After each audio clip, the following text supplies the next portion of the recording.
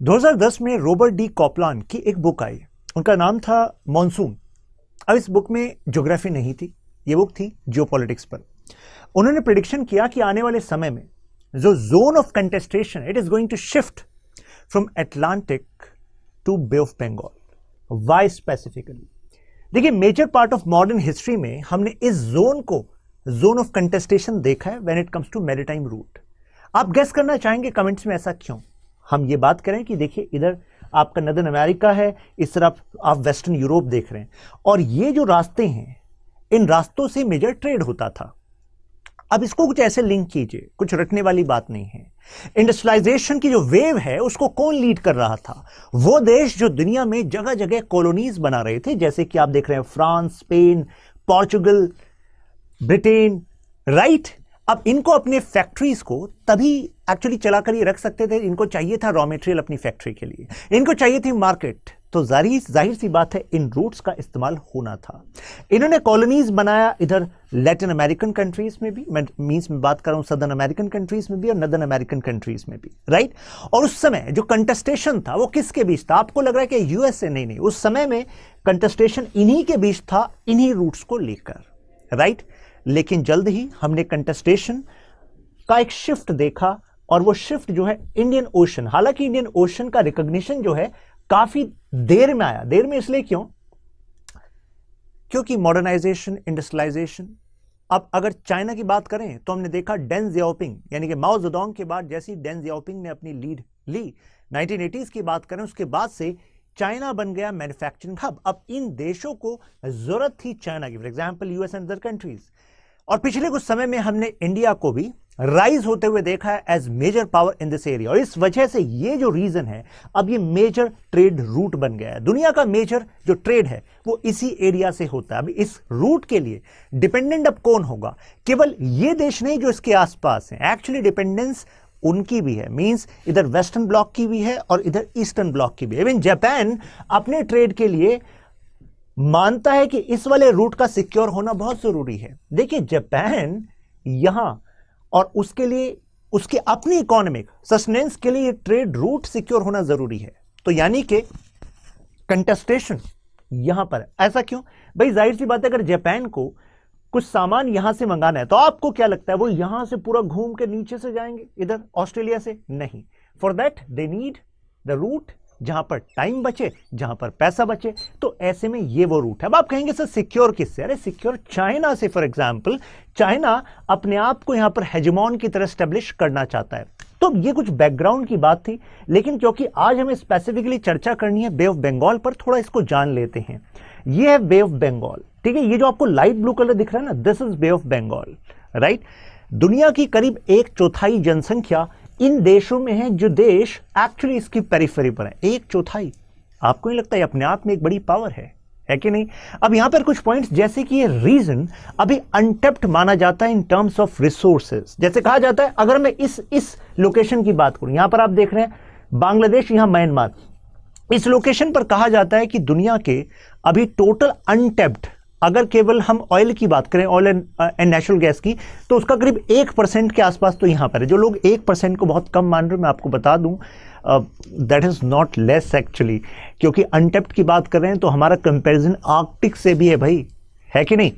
तो एक तो रिसोर्सेस हुए, दूसरा रूट हुआ, और तीसरा सिक्योरिटी हुआ। आपको नहीं लगता ये तीनों चीजें कनेक्टेड हैं? RRS कनेक्टेड हैं, राइट।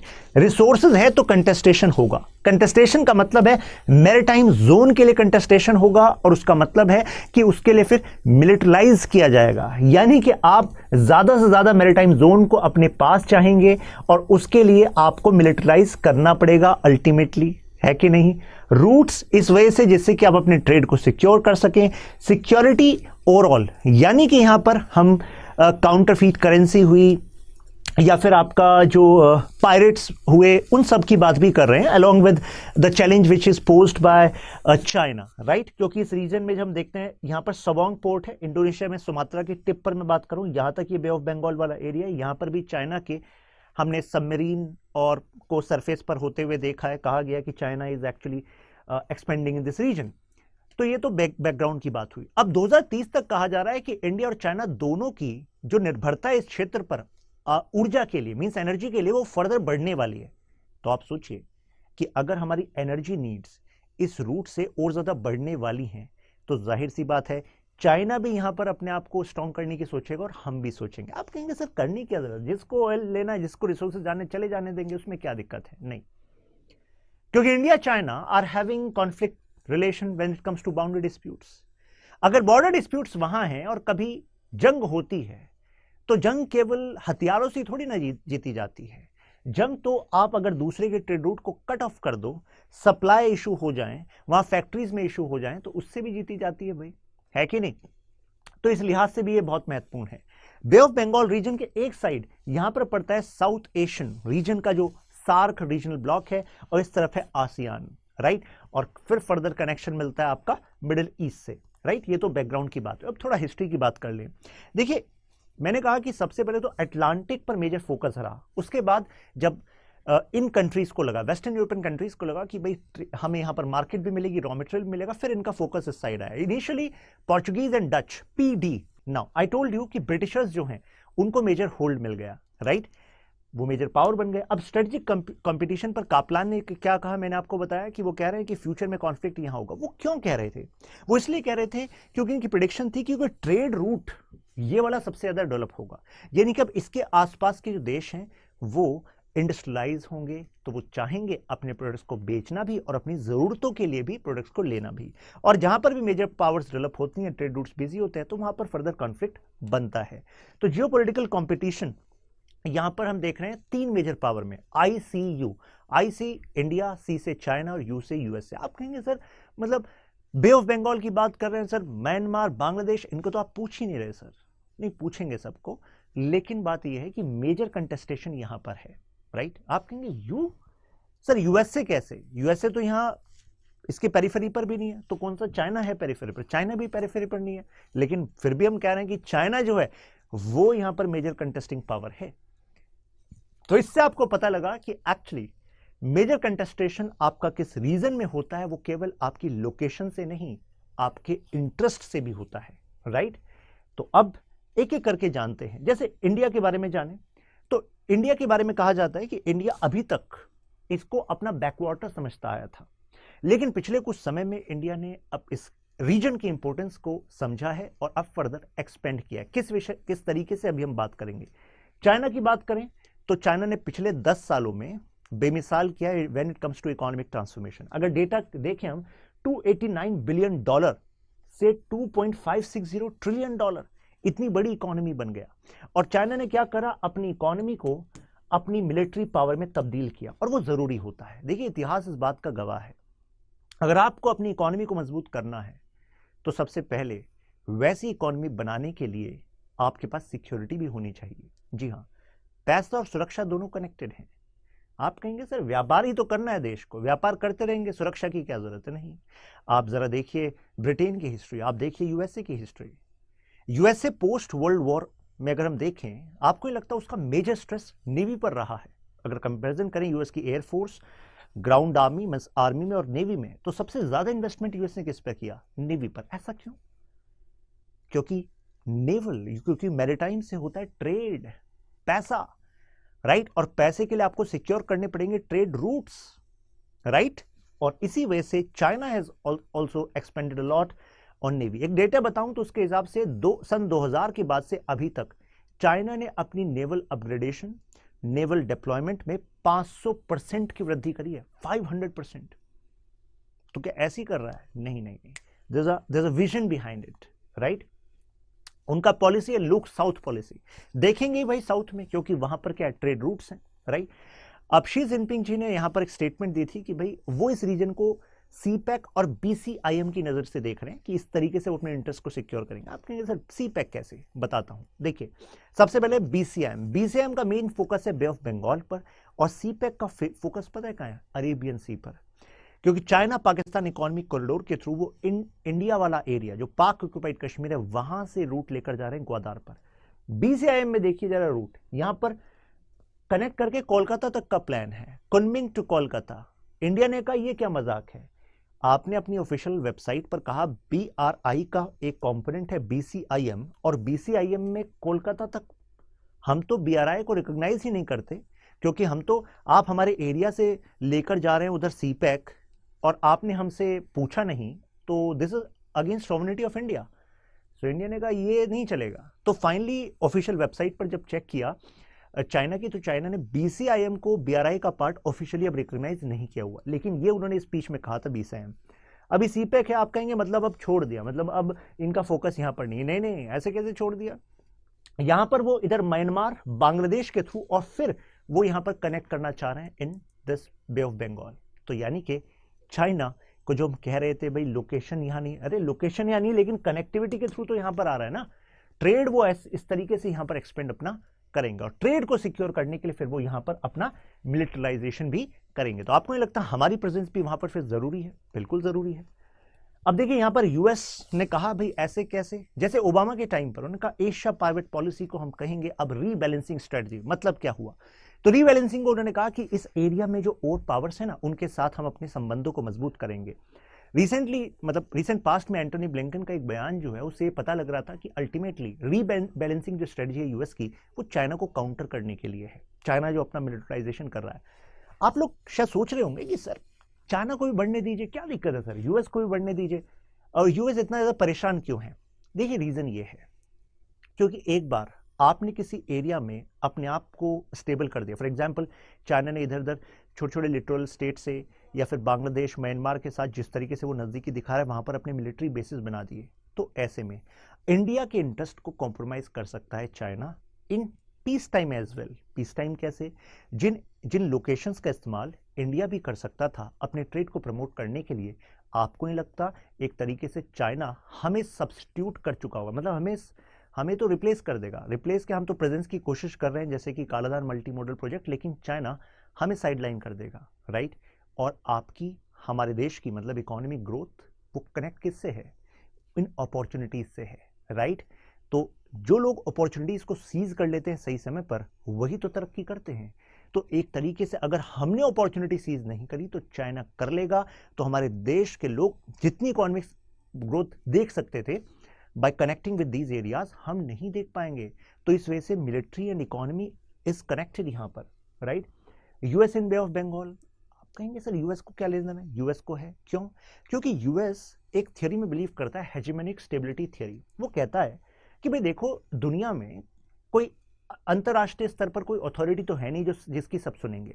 तो ऐसे में अगर एक पावर के पास हेजेमनी, वर्चस्व उसका है, और जो सबको सिक्योर ऑर्डर देने का वादा करती है, तो ऐसे में उसके पास ही पावर रहे बेहतर है। अगर ट्रिगर एक के हाथ में है तो स्थिरता रहेगी, और बाकी लोगों के हाथ में भी ट्रिगर आ गया, फॉर एग्जांपल चाइना के हाथ में भी ट्रिगर आ गया, तो दिक्कत हो जाएगी। ये एक्चुअली एक इंटरप्रिटेशन है यूएस के एक्शंस का। तो चाइना कहता है कि नहीं नहीं, ये गलत है, क्योंकि अगर एक के हाथ में ट्रिगर है तो हो सकता है वो अपने ही इंटरेस्ट की बात कर रहा हो, जैसे कि यूएस ने वर्ल्ड वॉर 2 के बाद अपने कितने सारे गलत एक्शंस को भी जस्टिफाई किया है। चाहे हम देखें इराक में क्या हुआ, और मतलब अनस्टेबिलिटी छोड़ दी, लीबिया में अनस्टेबिलिटी छोड़ दी, इधर अफगानिस्तान में अनस्टेबिलिटी छोड़ दी है, तो वहां के लोगों का क्या भाई? तो चाइना कह रहा है कि नहीं नहीं नहीं, it's a western discourse and we are going to counter it. और इस वजह से चाइना इस तरीके से कई सारे जो यूएस को के अगेंस्ट रहते हैं देश, उन सबको अपने पाले में ले रहा है कि यस वी आर टुगेदर। ये ओबामा एडमिनिस्ट्रेशन की रीबैलेंसिंग थी। तो यूएस कहता है कि देखो, हमारा लॉन्ग टर्म इंटरेस्ट यहां पर है, हमारा ट्रेड के लिए भी, और हमारा रीजनल हेजेमन का जो स्टेटस है, मतलब इस एरिया में हम ही सिक्योरिटी प्रोवाइडर बनना चाहते हैं, रहना चाहते हैं, उसके लिए भी ये जरूरी है, राइट? तो आप कहेंगे कि सर यूएस खर्च क्यों करता है सर इस एरिया में? क्या केवल ट्रेड रूट्स के लिए? ट्रेड रूट्स केवल एक बात है।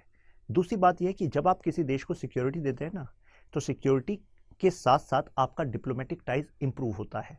तो उस देश में कई सारी ऐसी अपॉर्चुनिटीज जो कि सबके लिए उपलब्ध हो सकती थी, अब केवल आपके लिए उपलब्ध होंगी।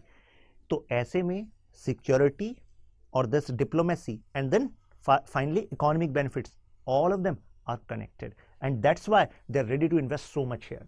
India in Bay of Bengal, मैंने कहा पहले हम बैकवाटर की तरह देख रहे थे, लेकिन अब हम इसको स्ट्रेटेजिक मान रहे हैं। पिछले कुछ समय मैंने देखा, जैसे सबोंग पोर्ट पर हमारे इन्वेस्टमेंट सुमात्रा के जस्ट ऊपर इंडोनेशिया में, और साथ में इंटीग्रेटेड कमांड फोर्स का है यहाँ पर बेस स्टैब्लिश करना अंडमान एंड निकोबार में, जिससे कि अगर चाइना कुछ करता है इस तरफ तो हम एक स्विफ्ट रेस्पॉन्स वहां से दे सकें।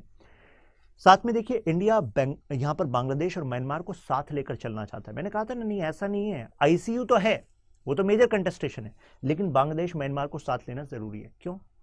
अभी आपको बताया BCIM, चाइना इनके पोटेंशियल को टैप करना चाहता है, इंडिया नहीं ऐसा होने देगा। रीजन क्या है?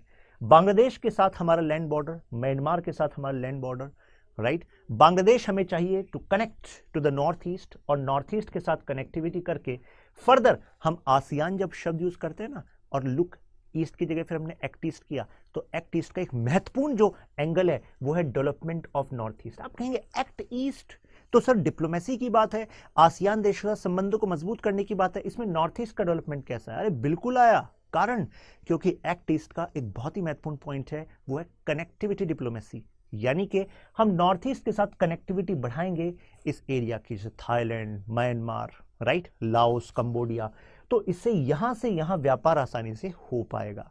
तो ऐसे में हमें इस प्रपोजल को इस तरीके से रखना होगा that whoever we are presenting to, it should occur like an opportunity to that nation. It should occur like an opportunity to Thailand, Laos, Cambodia, etc.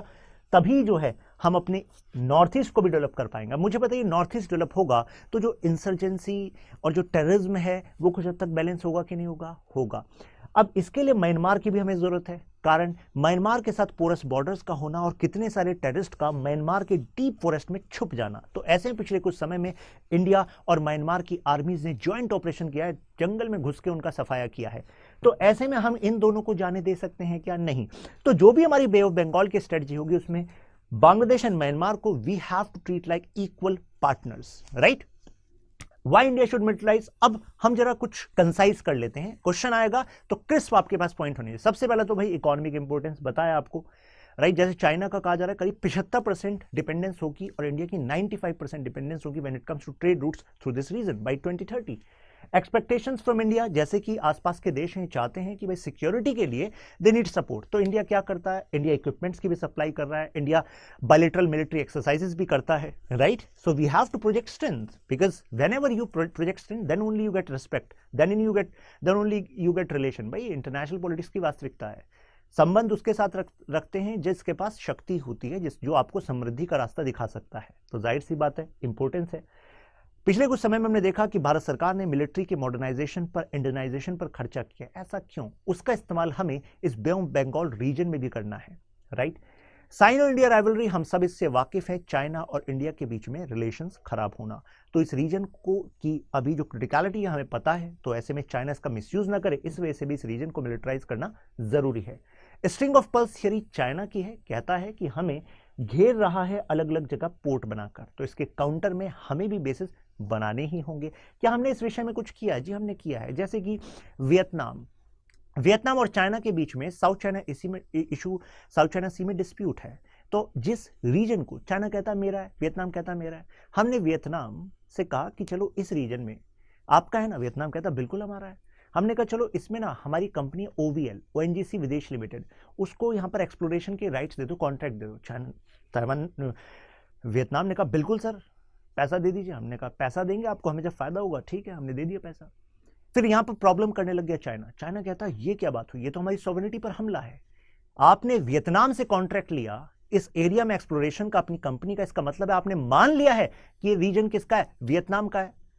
तो हमने वियतनाम को कहा वियतनाम तुम टेंशन मत लो $50 मिलियन का क्रेडिट, किसके लिए? हथियार खरीदने के लिए, और हथियार भी कौन देगा? हम ही देंगे, टेंशन मत लो। BrahMos is also in discussion.